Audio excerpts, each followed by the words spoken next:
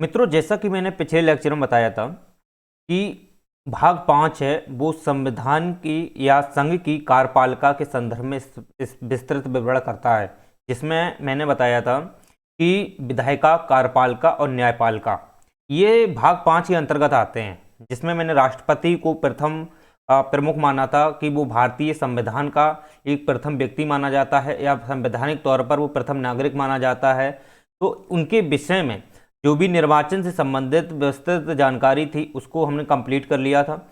आज जो हम पढ़ेंगे वो पढ़ेंगे हम उनकी महाभियोग की प्रक्रिया कि किन आधार पर, किन बेस पर उनको महाभियोग की प्रक्रिया के माध्यम से हटाया जा सकता है। क्योंकि आप देखोगे कि हमारा जो संविधान है वो संविधान में स्पष्ट इसका विवरण दिया गया है कि महाभियोग प्रक्रिया के माध्यम से किन सिद्धांतों के आधार पर उनको पद मुक्त किया जा सकता है। तो इस बेसिस पर हमारे जो राष्ट्रपति होते हैं वो किन आधार पर पद मुक्त माने जाते हैं। तो चलिए हम थोड़ा समझने का प्रयास करेंगे कि जो राष्ट्रपति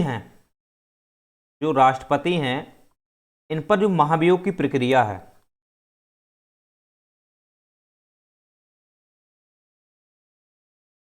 महाभियोग की प्रक्रिया है वो किन आधारों पर लागू हो सकती है।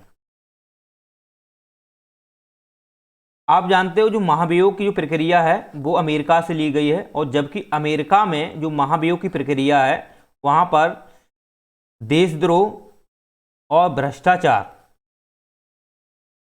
भ्रष्टाचार एवं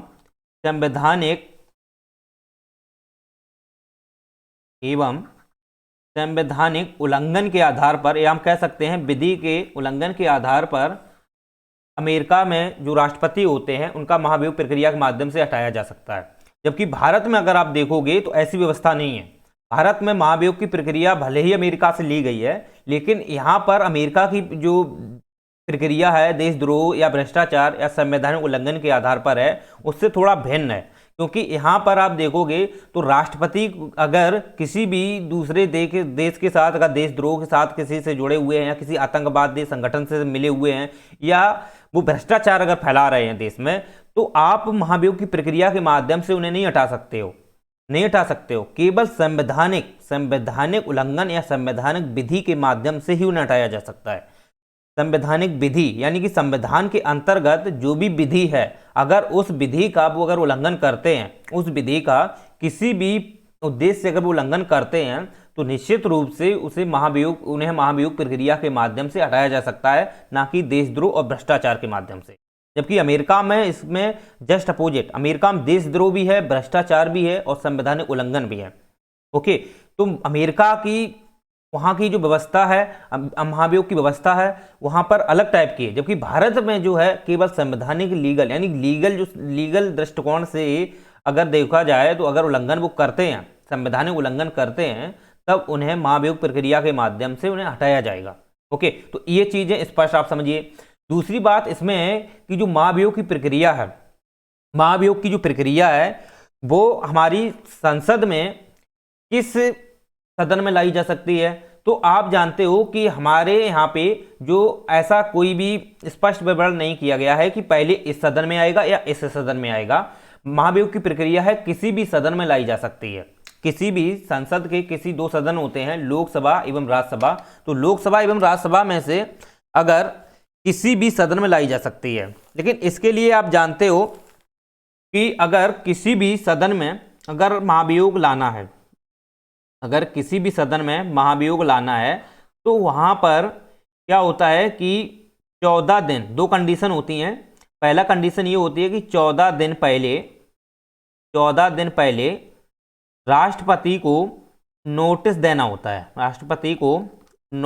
होता है कि हाँ, आपने संवैधानिक कदाचार के आधार पर ऐसी विधि का उल्लंघन किया है, या ऐसी स्थिति के आधार पर आपको ये नोटिस दिया जा रहा है कि आने वाले समय में आपके विरुद्ध महाभियोग चलाया जाएगा। तो ये एक नोटिस दिया जाता है महाभियोग के आधार पर, राइट। तो ये 14 दिन पहले राष्ट्रपति को संबोधित कर दिया जाता है या संदेश दे दिया जाता है कि अगर आपने किसी संवैधानिक उल्लंघन के आधार पर कोई भी कृत्य किया है जो कदाचार घोषित किया गया है, तो 14 दिन पहले उनको ये सूचित कर देते हैं कि हम 14 दिन बाद ये आपने ये उल्लंघन किया है, हम आपके विरुद्ध महाभियोग चलाने जा रहे हैं। ओके, तो इसमें राष्ट्रपति कुछ नहीं कहते हैं, इसमें राष्ट्रपति कुछ नहीं कहते हैं, क्योंकि राष्ट्रपति को यह अधिकार नहीं होता है कि वो किसी भी, या राष्ट्रपति के जो मतलब या भले ही जिस सदन में ये चलाया जा रहा हो, तो वहां पर अगर राष्ट्रपति ने के जो भी प्रतिनिधि हैं, क्योंकि ऐसा होता है जब भी कहीं वोटिंग होती है, लोकसभा की वोटिंग होती है, राइट, या राज्यसभा की वोटिंग होती है ना, तो वहां पर राष्ट्रपति जो होते हैं, लोकसभा की जब वोटिंग होती है तो लोकसभा में अपना मत देते हैं। लोकसभा में कोई भी प्रतिनिधि है, उनका सांसद है, जैसे अगर वो जिस क्षेत्र से वो अपना निवास स्थान है उनका राष्ट्रपति का, तो उस क्षेत्र से वो एक सांसद चयन जरूर किया जाता है, तो वहां का जो व्यक्ति है उनको ये वोट देते हैं राष्ट्रपति। तो राष्ट्रपति का अगर लोकसभा का अगर कोई व्यक्ति है, या जो राज्यसभा का कोई व्यक्ति है, तो राज्यसभा तो वैसे विधायक के जो सदस्य होते हैं उनसे चुन के आते हैं, तो इनके अगर कोई सदस्य है, अब ठीक है, अगर वो महाभियोग की प्रक्रिया में अगर वो शामिल होता है, तो उस समय वो व्यक्ति जो होता है वहां पर नहीं बोल सकता है, राइट, चाहे वो लोकसभा का हो चाहे वो राज्यसभा का हो, उस व्यक्ति को अधिकार नहीं होता है। जो सांसद जिस क्षेत्र आ रहा है, और जो क्षेत्र जो है वो राष्ट्रपति जिस क्षेत्र से बिलोंग करते हैं, ओके, तो वो व्यक्ति वहां से नहीं बोल सकते हैं। दूसरी कंडीशन ये आती है कि जिस सदन में महाभियोग की प्रक्रिया प्रारंभ होगी, महाभियोग की प्रक्रिया आरंभ होगी या प्रारंभ होगी, तो उस सदन के जो कुल सदस्य होते हैं उपस्थित नहीं है। यहाँ पर कुल सदस्यों की बात की गई है कि जो कुल सदस्य होते हैं उन सदस्यों को 1/4 का समर्थन होना चाहिए। जितने भी सदन में सदस्य हैं, चाहे वो लोकसभा के हों या राज्यसभा के हों, लेकिन जिस सदन में महाभियोग की प्रक्रिया चलाई जाएगी पहले, तो उस सदन का 1/4 व्यक्ति या सदस्य जो 14 दिन पहले नोटिस देते हैं, तो उस समय नोटिस जो देते हैं, तो उस समय नोटिस देने में 1/4 जो व्यक्ति होते हैं, सदस्य होते हैं, उस सदन के उनका मतलब कि समर्थन होना चाहिए, राइट। अगर 1/4 का समर्थन नहीं है तो आप 14 दिन पहले उनको नोटिस नहीं दे सकते हो, ओके। तो 1/4 होना अनिवार्य है, और ये अनिवार्य लीगल तौर पर है। आप अगर 1/4 अगर किसी भी लोकसभा या राज्यसभा में अगर महाभियोग प्रक्रिया लाई जा रही है, अगर 1/4 सदस्य शामिल नहीं हो पा रहे हैं, तो आप 14 दिन पहले उनको नोटिस नहीं दे सकते हो। 1/4 सदस्य होना चाहिए, ओके। तो जैसे आप लोकसभा में देख लो, मान लो अधिकतम 550 होते हैं, 545 मानते हैं, ठीक, उसका 1/4 होना चाहिए, या 245 इसमें आप राज्यसभा में होते हैं, मान लीजिए, वैसे अधिकतम 250 होते हैं, तो उसका 1/4। तो ये लीगल तौर पर इसमें होने चाहिए 1/4। अगर नहीं हो पाते हैं तो आप 14 दिन पहले नोटिस नहीं दे सकते हो, ओके। तो कंडीशन आपकी ये 2 होती हैं। तो इन कंडीशन में सुनना, इन कंडीशन में अगर आप देखोगे कि मान लेते हैं कि लोकसभा में महाभियोग की प्रक्रिया लाई जा रही है, ओके, लोकसभा में महाभियोग की प्रक्रिया लाई जा रही है, तो इस महाभियोग की प्रक्रिया यहाँ पर 1/4 सदस्य समर्थन देंगे। दूसरी बात, 14 दिन पहले इनको नोटिस देना होता है। तो जब नोटिस देते हैं तो यहाँ पर लोकसभा में अगर कोई भी इनका प्रतिनिधि है राष्ट्रपति का, तो उसे बोलने का अधिकार नहीं होता है, दूसरी बात, राष्ट्रपति को भी यहाँ पर बोलने का अधिकार नहीं होता है, या किसी भी प्रकार का पक्ष रखने का अधिकार नहीं होता है, ना कोई सदस्य का यहाँ पर पक्ष रखने का अधिकार होता है, ओके। लेकिन आप देखोगे जब यही महाभियोग की प्रक्रिया इसमें लोकसभा में आती है, राइट, तो इसी के तहत आप देखोगे तो यहाँ पर 2/3 मान लेते हैं कि 14 दिन नोटिस भी हो गया, राष्ट्रपति को पहुंच भी गया, राइट, और इसके बाद 1/4 सदस्य में मतलब कि 1/4 सदस्य जो थे उन्होंने समर्थन दे दिया।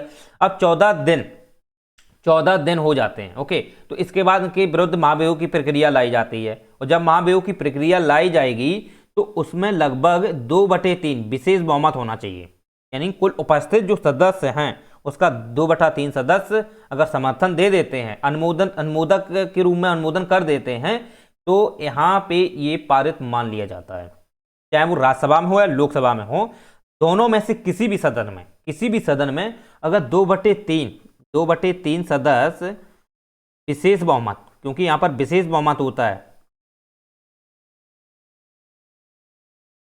विशेष बहुमत के आधार पर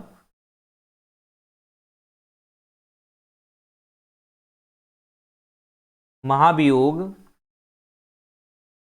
प्रस्ताव को अगर पारित कर देते हैं, ओके, तो यहां पर वो पारित मान लिया जाता है, यहां पर पारित मान लिया जाता है, राइट। लेकिन 2/3 सदस्य होना चाहिए, चाहे वो लोकसभा में हो या राज्यसभा में, किसी भी सदन में हो सकते हैं, ओके। अब बात हम करते हैं, अगर ये पारित हो जाता है फिर इसके बाद ये दूसरे सदन में जाता है। अब जब दूसरे सदन में जाएगा, क्योंकि कोई अगर किसी भी प्रस्ताव जब पारित होता है तो उसमें अंतिम हस्ताक्षर जो होते हैं वो उसके पीठासीन अधिकारी के होते हैं, या पीठासीन जो वहाँ पे नेता होता है, यानी हम चाहे लोकसभा के अध्यक्ष मान लो या राज्यसभा के सभापति मान लो, ठीक, उनका अंतिम मतलब एक सिग्नेचर होते हैं, हस्ताक्षर होते हैं कि हाँ ये यहाँ पर विशेष बहुमत से ऐसे ऐसे पारित हो गया। अगर यहाँ पे लोकसभा के अध्यक्ष हैं या राष्ट्रपति या सॉरी वहाँ उपराष्ट्रपति के अध्यक्ष अगर नहीं होते हैं, सुनना मेरी बात, अगर नहीं होते हैं तो उस पर पुनर्विचार कर सकते हैं, वो पुनर्विचार कर सकते हैं, तो फिर पुनः इस पर विचार किया जा सकता है। इसके बाद फिर से ये अगर सिग्नेचर कर देते हैं तो पारित मान लिया जाता है। और जब यही प्रस्ताव जब दूसरे सदन में जाता है, जब ये प्रस्ताव दूसरे सदन में जाता है तो वहाँ पर क्या कंडीशन होती है, वहाँ पर यही कंडीशन होती है कि 2/3 सदस्य का ही विशेष बहुमत होना चाहिए। लेकिन 1/4 वाला जो प्रथम में होता है, केवल प्रथम में और स्टार्टिंग में जब नोटिस देते हैं, 1/4 वाला दूसरे सदन में नहीं होता है, दूसरे सदन में केवल 2/3 विशेष बहुमत से ही पारित अगर ये कर देते हैं तो पारित मान लिया जाता है। लेकिन यहाँ पर एक कंडीशन जरूर है, यहाँ पर राष्ट्रपति अपनी बात रख सकते हैं, यहाँ पर राष्ट्रपति जो होते हैं वो अपनी बात रख सकते हैं, यानी कि राष्ट्रपति को अधिकार होता है कि यहाँ पर अपना वो पक्ष रख सकते हैं, वो कुछ कहना चाहते हैं, राइट, या वो कोई कदाचार हैं या नहीं है, वो अपनी बात को रखना अगर चाहते हैं तो यहाँ पर वो रख सकते हैं, उनको अधिकार होता है, ओके। यहाँ पर इनके जो भी प्रतिनिधि है या जो भी इनका सांसद है इन्होंने जो मत दिया था, ओके, वो भी व्यक्ति अगर है तो वो यहाँ पे बात अपनी रख सकता है, इनके पक्ष में बोल सकता है। तो राष्ट्रपति को यहाँ अधिकार होता है दूसरे सदन में, जबकि पहले सदन में नहीं अधिकार होता है, ओके। तो आप ये चीज समझिए। अब बात ये आती है कि जब किसी सदन में ये पारित किया जाता है, मान लो पहले सदन पारित हो गया या दूसरे सदन पारित हो गया, जब ये सदन दूसरे सदन पारित होता है, अब मान लेते हैं कि जैसे लोकसभा में पारित हो गया और राज्यसभा में जाता है, या राज्यसभा में पारित हो गया लोकसभा में जाता है, तो राज्यसभा में वहां पर क्या होता है कि इसके जो पीठासीन होते हैं, ओके, जैसे कि पीठासीन का मतलब है कि लोकसभा के अध्यक्ष और राज्यसभा के सभापति, तो ये पीठासीन जो होते हैं, एक मिनट, पीठासीन जो होते हैं ये एक कमेटी बुलाते हैं, ओके, ये कमेटी बुलाते हैं और इस कमेटी में आप देखोगे तो स्थायी अधिकारी भी शामिल हो जाते हैं, इनको अधिकारी भी शामिल कर सकते हैं, क्योंकि ये कानून के अच्छे ज्ञाता होते हैं, इनको जानकारी होती है, स्पष्ट नॉलेज होती है, क्योंकि ये आईएएस रैंक के अधिकारी होते हैं। तो सचिव हैं, जैसे कैबिनेट सचिव हैं, राइट, तो या एडजॉइंट सचिव हैं, तो इनको ये शामिल कर सकते हैं कि ये कमेटी है, कमेटी बनाई, इसकी जांच पड़ताल की जाए कि वास्तविक में जो राष्ट्रपति हैं वो कदाचार, संवैधानिक कदाचार के आधार पर दोषी ठहराए गए हैं या नहीं। तो इसकी जांच करने के लिए यहाँ पर स्थायी अधिकारी भी शामिल हो जाते हैं। लेकिन वो अगर सभापति करना चाहते हैं तो कर सकते हैं, नहीं करना चाहते हैं तो वो नहीं भी कर सकते हैं, वो अलग मैटर होता है। लेकिन उनको अच्छा ज्ञान है तो जो भी पीठासीन है उनको वो शामिल कर लेते हैं। तो कमेटी फिर जांच पड़ताल होती है और कमेटी में भी सदस्य होते हैं, वहाँ के जितने भी सदस्य होते हैं वो कमेटी में बैठते हैं। तो कमेटी में ऐसा नहीं है कि सभी सदस्य बैठ ही जाएं, वो उस पर डिपेंड करता है पीठासीन पर। तो कमेटी में सदस्य होते हैं, उसकी जांच पड़ताल करते हैं और जांच पड़ताल में अगर सही पाया जाता है, जांच पड़ताल में सही पाया जाता है तो इसके बाद ये 2/3 जो सदस्यों का बहुमत या विशेष बहुमत होता है, तो अगर इनका अनुमोदन हो जाता है तो फिर राष्ट्रपति को उसी समय उसी जस्ट अपना त्यागपत्र देना होता है। अगर त्यागपत्र नहीं देते हैं तो ये पदमुक्त स्वयं हो जाते हैं। अगर या तो ये त्यागपत्र दे दें, अगर त्यागपत्र भी नहीं देते हैं तो ये पदमुक्त स्वयं हो जाते हैं। त्यागपत्र का कोई मतलब ही नहीं है यहाँ पे, ओके। अगर जांच पड़ताल में अगर ये दोषी नहीं ठहराए जाते हैं, ओके, दोषी अगर ये नहीं ठहराए जाते हैं तो फिर इस पर कोई मतलब नहीं होता है, आगे कोई कार्रवाई नहीं होती। चलिए, तो उम्मीद करते हैं ये महाभियोग की प्रक्रिया है, आपको ये चीजें समझ में आ गई होंगी। लेकिन आप देखोगे कि अभी तक किसी भी राष्ट्रपति पर महाभियोग नहीं चलाया गया है। अभी तक किसी भी राष्ट्रपति पर महाभियोग नहीं चलाया गया है। हाँ, एक बार महाभियोग संवैधानिक कदाचार पर बात उठी थी, लेकिन उन पर भी महाभियोग नहीं चलाया गया था। ओके, तो ये आप समझिए थोड़ा। तो अब हम बात इसमें यही करते हैं कि जो भी पद से अगर कोई व्यक्ति रिक्त हो जाता है, मान लेते हैं कि कोई राष्ट्रपति हैं, ठीक, राष्ट्रपति हैं, अगर ये पद से मुक्त होते हैं, क्योंकि पद मुक्त होने के कई सारे कारण होते हैं, तो जिसमें अभी हम एक एक करके कारण को समझने का प्रयास करेंगे। पहला कारण आप अगर मान लेते हैं, जैसे दशा और पूर्ति, कि दशा किस हिसाब की है और उसकी पूर्ति कैसे की जाए। यानी कि दशा का मतलब आप ये समझिए कि एक दशा ऐसी भी आती है कि आपातकालीन समय भी आता है। आपातकालीन समय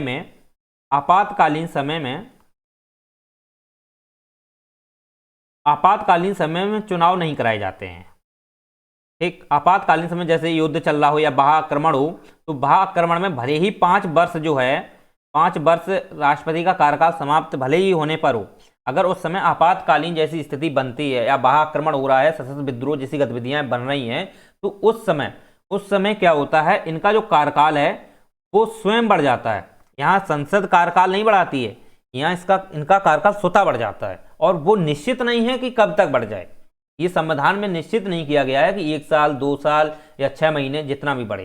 यानी कि जब तक चुनाव नहीं होते, जब तक नए चुनाव नहीं होते हैं, तब तक इनका कार्यकाल चलता है। ओके, वो 5 वर्ष से ऑटोमेटिक बढ़ जाता है। इसमें संसद की कोई भूमिका नहीं होती कि संसद बढ़ाए। अगर संसद चाहती है तो बढ़ा सकती है, वो अलग बात है, लेकिन यहां स्वतः ही बढ़ जाता है। चलिए, तो उम्मीद करते हैं इनका जो कार्यकाल है वो इस बेसिस पर बढ़ जाता है।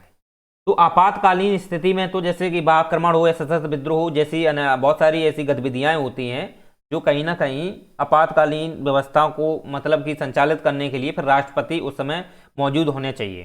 क्योंकि किसी भी स्थिति में मान लो लोकसभा है, राज्यसभा है, उस समय व्यवस्थाएं नहीं संचालित कर पा रही है आपातकालीन में, तो वो अध्यादेश जारी करते हैं। तो अध्यादेश फिर कैसे जारी कर पाएंगे, तो इसलिए वो किसी भी विधि को अगर उस समय बनाना चाहते हैं तो अध्यादेश जारी करना है, राइट। तो आपातकालीन समय में वो अध्यादेश जारी कर सकते हैं। तो इसलिए आपातकालीन समय में राष्ट्रपति का जो पद है वो बढ़ जाता है, वो ऑटोमेटिक बढ़ जाता है। चलिए, तो आपको ये चीजें स्पष्ट समझ में आ गई होंगी। अब इनकी पूर्ति कैसे की जाती है, तो पूर्ति के आधार पर हम अभी समझेंगे। पहले इनकी दशा को और समझ लो। देखो क्या होता है कि वैसे तो इनके पद मुक्त का कोई संविधान में कार्यकाल का जो समय अवधि है उसका कोई संविधान में स्पष्ट नहीं किया गया है, कितने मंथ बढ़ सकती है, कितने महीने या साल बढ़ सकती है, लेकिन हाँ बढ़ने का प्रावधान है कि बढ़ जाएगी। ओके, अब बात करते हैं कि अगर कोई भी स्थिति में अगर राष्ट्रपति पद मुक्त होते हैं तो इनके कई सारे कारण होते हैं। ओके, कई सारे कारण होते हैं। पहले आप एक बार इसको और समझ लो। आपातकालीन समय में ही जो व्यवस्थाएं होती हैं उसमें चुनाव नहीं कराए जाते हैं राष्ट्रपति के। ओके, इसमें चुनाव नहीं होते हैं, इनका ही पद बढ़ता है।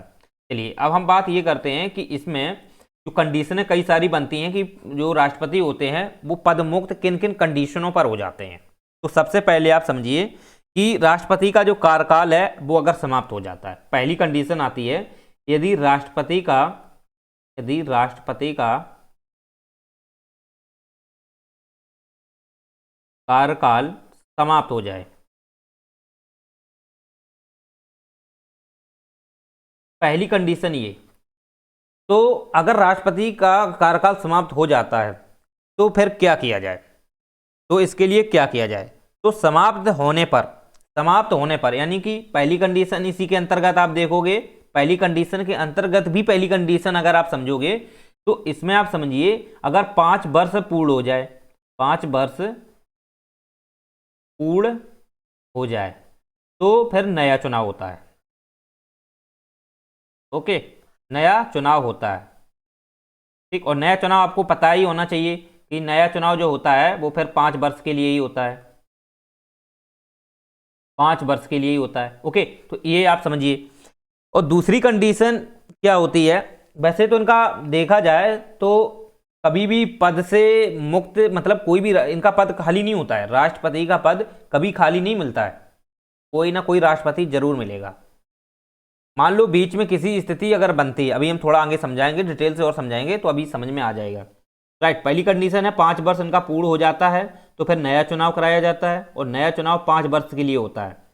ओके, दूसरी इसी में कंडीशन बनती है, वो बनती है आपातकालीन समय में। तो आपातकालीन समय जैसे कि मान लो 5 वर्ष उनका कार्यकाल भी पूरा हो गया, 5 वर्ष उनका कार्यकाल भी पूरा हो जाता है, तो 5 वर्ष कार्यकाल पूरा हो गया, उस समय मान लो किसी जो शत्रु देश है उसने हमला कर दिया, आक्रमण कर दिया, तो ये 5 वर्ष जो है ये अवधि उनकी स्वतः बढ़ जाती है। तो दूसरी कंडीशन इसी के अंतर्गत आ जाती है, ये भी जो हम ऑलरेडी आपको ऊपर बता चुके हैं।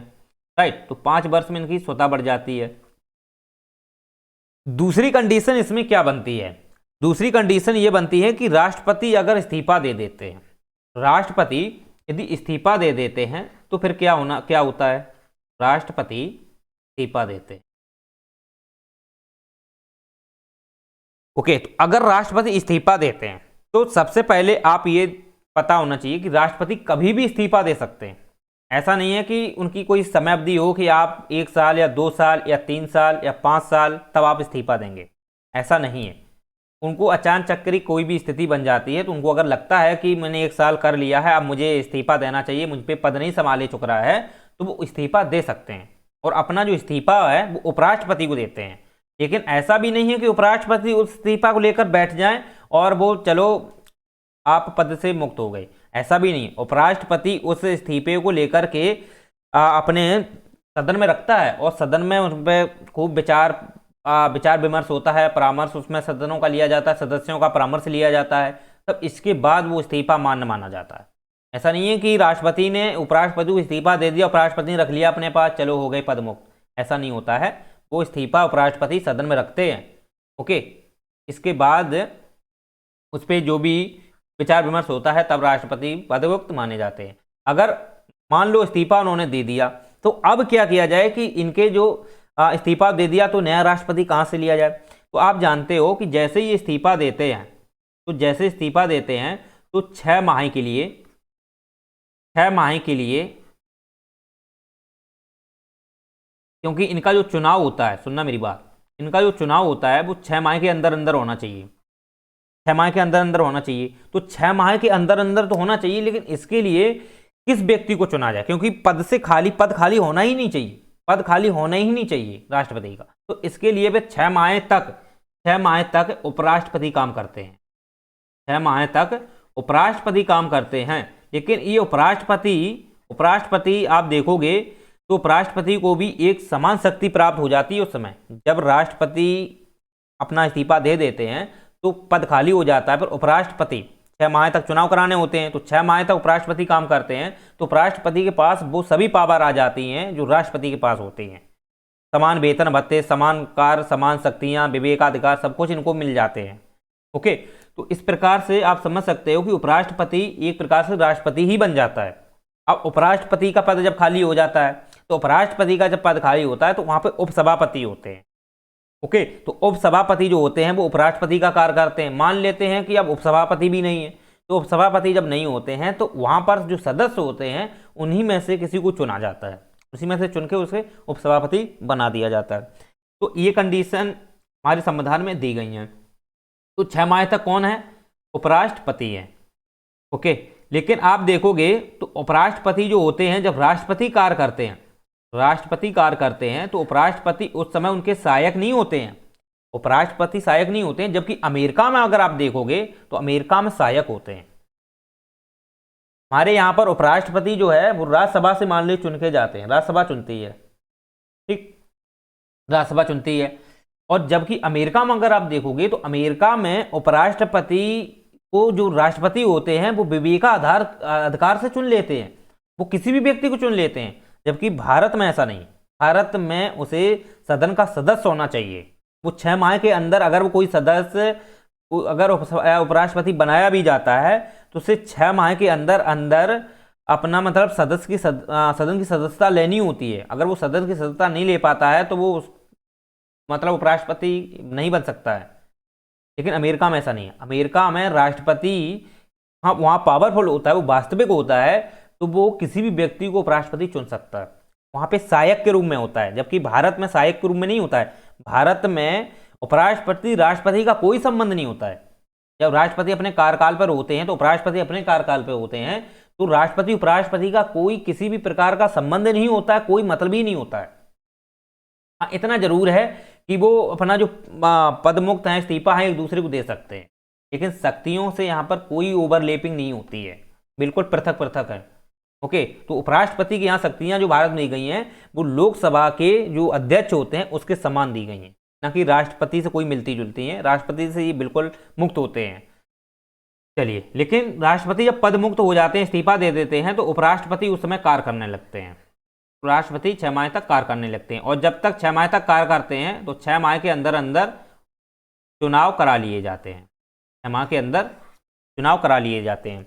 तो आपको ये चीजें स्पष्ट समझ में आ गई होंगी। अब तीसरी कंडीशन क्या बनती है महाभियोग के द्वारा। मान लेते हैं कि राष्ट्रपति पर महाभियोग लगाया और महाभियोग से इनका पद खाली हो गया। महाभियोग से इनका जो पद है वो खाली हो गया। तो अब क्या किया जाए कि राष्ट्रपति को कैसे चुना जाए, क्योंकि पद खाली होना नहीं चाहिए। तो अब यहां पर कंडीशन क्या बनती है, ये कंडीशन जो बनती है ये ऊपर वाली ही बनती है। यानी कि मैंने आपको अभी बताया था कि 6 माह के अंदर अंदर अगर महाभियोग से उनको हटा दिया गया है तो वहां पर उपराष्ट्रपति जो होते हैं वो कार्य करने लगते हैं। उपराष्ट्रपति कार्य करने लगते हैं तो 6 माह के बाद फिर चुनाव कराया जाता है। 6 माह के बाद फिर चुनाव कराया जाता है। तो आप ये चीज़ें समझिए कि 6 माह में यहाँ चुनाव होता है। वही सेम कंडीशन होती है जो मैंने आपको अभी ऊपर बताई थी इस्तीफा देने पर। जो इस्तीफा देते हैं तो उस समय 6 माह का चुनाव होता है, राष्ट्रपति काम करते हैं।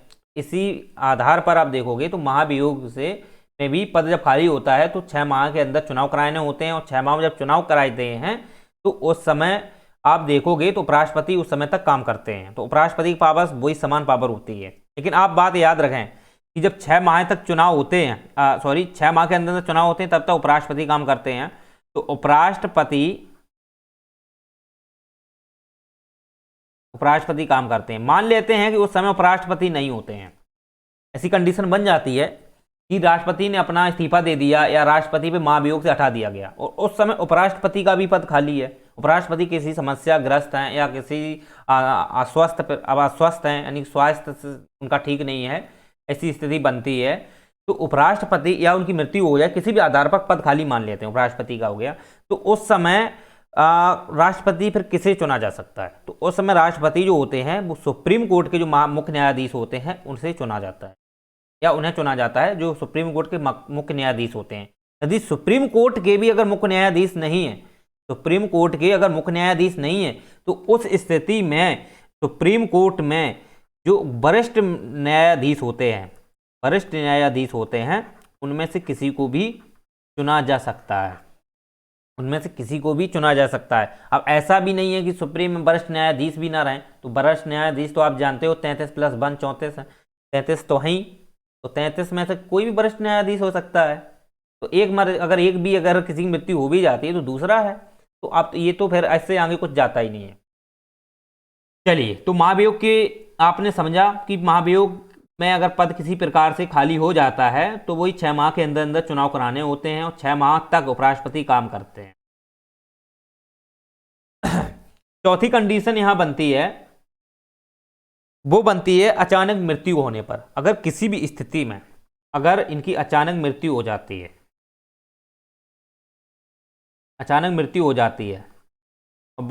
ऐसे राष्ट्रपति रहे हैं हमारे देश में जिनकी अचानक मृत्यु हुई है। ओके, तो अचानक जब किसी स्थिति में इनकी मृत्यु हो जाती है तो फिर कैसे इनका पद को भरा जाएगा। तो फिर इसके लिए आप जानते हो कि हमारे यहाँ पर कंडीशनें हैं। आप देखते हो कि अगर लोकसभा या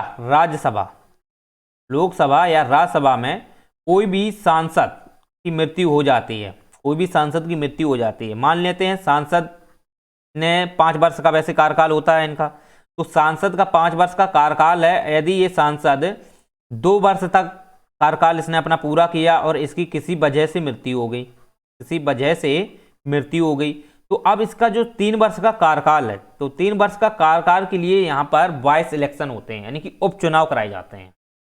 उपचुनाव का मतलब ये होता है शेष कार्य करने के लिए, जो उनकी शेष कार्य मतलब बचा है, जो अवधि बची है शेष कार्य करने के लिए, उस हेतु किसी नए व्यक्ति को चुना जाता है। वो व्यक्ति शेष कार्य करता है, जो पहली व्यक्ति जिसकी मृत्यु हो गई है उसका बचा हुआ जो कार्यकाल होता है उसका वो काम करता है, उसे बोलते हैं उपचुनाव। तो यहाँ पर उपचुनाव की व्यवस्था होती है राज्यसभा में और लोकसभा में, संसद में, जबकि राष्ट्रपति में आप देखोगे तो वहाँ उपचुनाव की व्यवस्था नहीं होती है।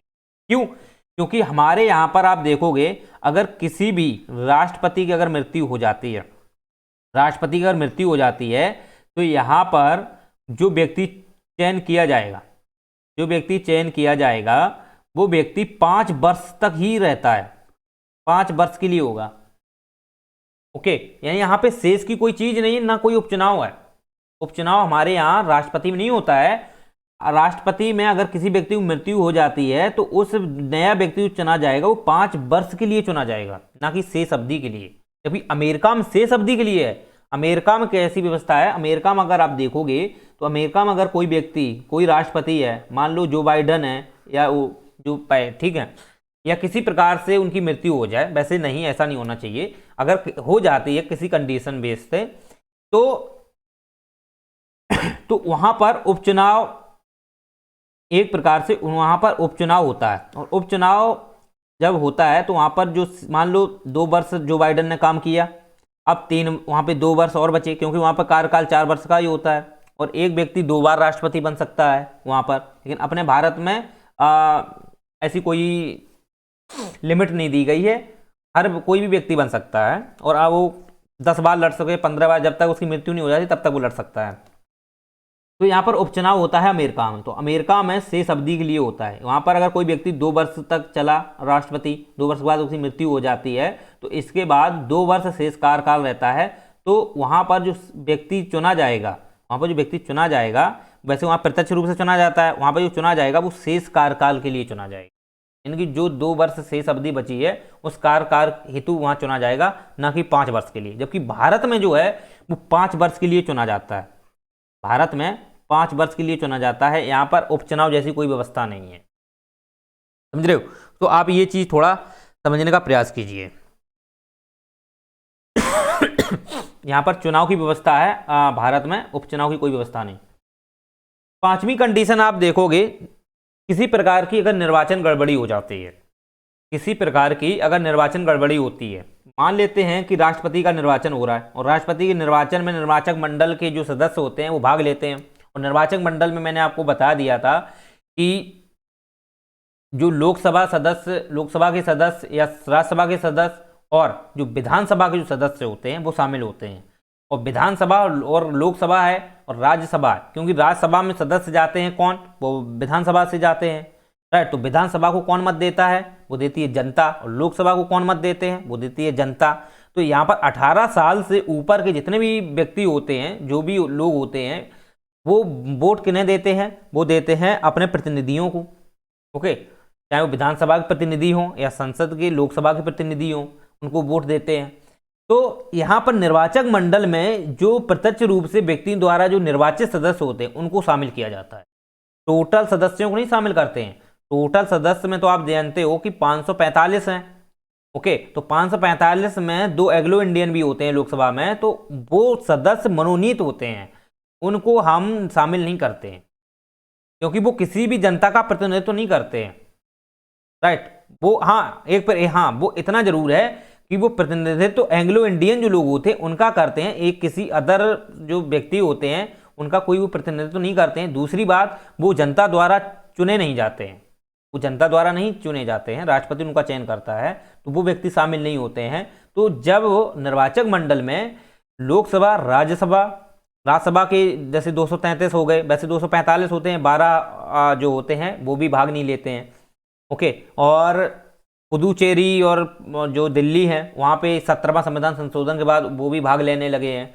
तो इस आधार पर आप देखोगे तो निर्वाचक मंडल में लोकसभा, राज्यसभा और विधानसभा के जो सदस्य होते हैं वो भाग लेते हैं, वो निर्वाचक मंडल होता है। यदि निर्वाचक मंडल में, ठीक, निर्वाचक मंडल में अगर किसी प्रकार की मतदान करने में कोई प्रकार की गड़बड़ी आती है, कोई मिस्टेक आती है, कोई मिस्टेक अगर आती है राष्ट्रपति के, तो इसकी जो जांच करता है, की जो जांच करता है वो कौन करता है? वो करता है सुप्रीम कोर्ट।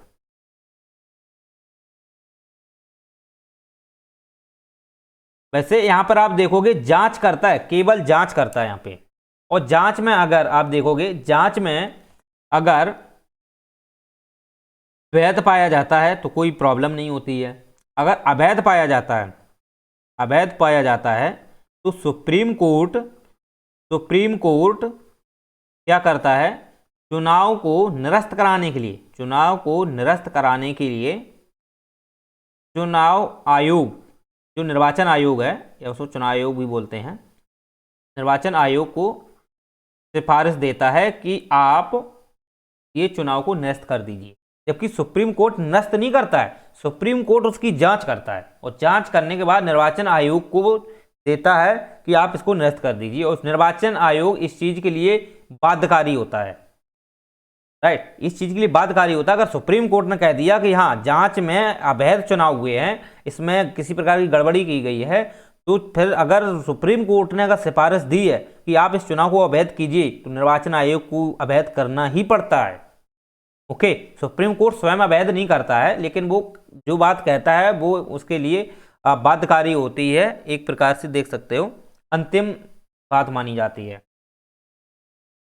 चलिए, तो आपको ये चीजें समझ में आ गई होंगी, ठीक है। लेकिन ये राष्ट्रपति उपराष्ट्रपति दोनों में सुप्रीम कोर्ट जो जांच करता है ना, वो राष्ट्रपति एवं उपराष्ट्रपति, राष्ट्रपति और उपराष्ट्रपति दोनों की जांच करता है अगर चुनाव से संबंधित मामला है तो। जबकि लोकसभा सदस्य हैं और राज्यसभा सदस्य हैं, इनकी जो जांच करता है वो निर्वाचन आयोग स्वयं करता है। राष्ट्रपति सुप्रीम कोर्ट की कोई भूमिका नहीं होती है इसमें। स्वयं जो लोकसभा और राज्यसभा के जो निर्वाचन की जो जांच पड़ताल है, कोई भी कोई अवैध किसी प्रकार का चुनाव हुआ है तो उसके लिए निर्वाचन आयोग स्वयं करता है। और राष्ट्रपति उपराष्ट्रपति से संबंधित अगर कोई भी किसी प्रकार की गतिविधि है, अनैतिक गतिविधि से चुनाव हुए हैं, तो फिर सुप्रीम कोर्ट हावी होकर के उनको निरस्त करने के लिए परामर्श देता है निर्वाचन आयोग को। चलिए, तो उम्मीद करते हैं आपसे ये 5 प्रकार से अचानक मृत्यु होने पर ये भी है इसी में, और दूसरी है कि निर्वाचन में गड़बड़ी के समय में क्या कंडीशन बनती है, तो आपको ये भी समझ में आ गया। चलिए, तो आशा करते हैं आपको महाभियोग की जो प्रक्रिया है वो आपको स्पष्ट समझ में आ गई होगी। किन आधारों पर महाभियोग की जो प्रक्रिया है वो लगाई जा सकती है, और किन किन आधारों पर राष्ट्रपति का जो पद मुक्त होता है, और पद मुक्त होने के लिए उसकी पूर्ति किन किन बेसिस पर, किन किन आधारों पर की जाती है। अगर आप महाभियोग की प्रक्रिया देखोगे, भारत में 2 लोगों पर लगाई जाती है, पहली राष्ट्रपति पर, दूसरे जो सुप्रीम कोर्ट के मुख्य न्यायाधीश होते हैं उन पर भी लगाई जाती है। लेकिन थोड़ी भिन्नता है उनमें, क्योंकि यहाँ विशेष बहुमत के आधार पर इनको हटाया जाता है, जबकि मुख्य न्यायाधीश हैं उनको सामान्य बहुमत के आधार पर महाभियोग की प्रक्रिया से हटाया जाता है। बस थोड़ा यही अंतर है, और तो सब कंडीशन सेम ही है। चलिए, तो उम्मीद करते हैं आपसे ये लेक्चर समझ में आया होगा। बहुत ही अच्छा लेक्चर था, काफ़ी डिटेल से समझाने का प्रयास किया, हाँ। और जैसे अगर आप तुलना करना चाहो अमेरिका से, तो अमेरिका में थोड़ा यहाँ पर एक चीज़ और देख लीजिए कि हमारे यहाँ पर पहले राष्ट्रपति होते हैं, ठीक, दूसरे नंबर पर उपराष्ट्रपति होते हैं। तो उपराष्ट्रपति जो है वो दूसरे नंबर पर क्यों गए, उपराष्ट्रपति दूसरे नंबर पर क्यों रखे गए? वो इसलिए रखे गए हैं क्योंकि किसी भी कंडीशन बेस, मान लेते हैं अगर वो इस्तीफा दे देते हैं, या वो इस्तीफा देते हैं, या उन पर महाभियोग प्रक्रिया लगाई जाती है, इन आधारों पर अगर वो पदमुक्त होते हैं, तो जो उपराष्ट्रपति हैं वो राष्ट्रपति के समान ही काम करते हैं, तो इसलिए उनको उपराष्ट्रपति का पद दिया गया है, तो वो दूसरे नंबर पर दिया जाता है। समझ रहे हो?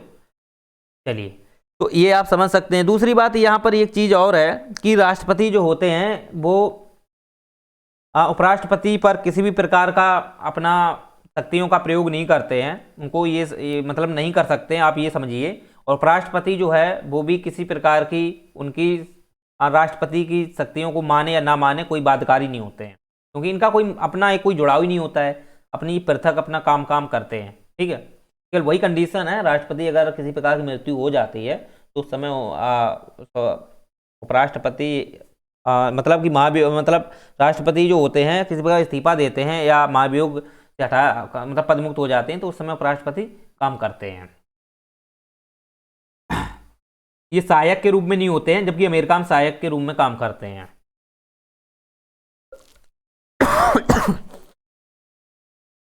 चलिए, तो उम्मीद करते हैं आपको ये लेक्चर समझ में आ गया होगा। तो अमेरिका के जो राष्ट्रपति हैं वो भारत के राष्ट्रपति से काफ़ी पावरफुल होते हैं, उनके पास बहुत ही पावरफुल शक्तियाँ होती हैं, उनके पास अधिकार के आधार पर वो किसी भी व्यक्ति को उपराष्ट्रपति बना सकते हैं, किसी कांग्रेस का सदस्य बना सकते हैं, अपनी मंत्रिपद का सदस्य बना सकते हैं, उसे हटा भी सकते हैं, अपने घर का सदस्य बना सकते हैं, उनके पास बहुत पावर होती है। लेकिन भारत के राष्ट्रपति के पास ऐसी पावर नहीं है, नाम मात्र की शक्ति होती है, वो परामर्श के आधार पर ही काम करते हैं। तो आप ये चीज़ें समझ सकते हो। चलिए, तो उम्मीद करते हैं आपको ये लेक्चर समझ में आया होगा। अच्छा लगा हो तो चैनल को लाइक शेयर सब्सक्राइब कीजिए और अपने दोस्तों के साथ शेयर कीजिए। चलिए।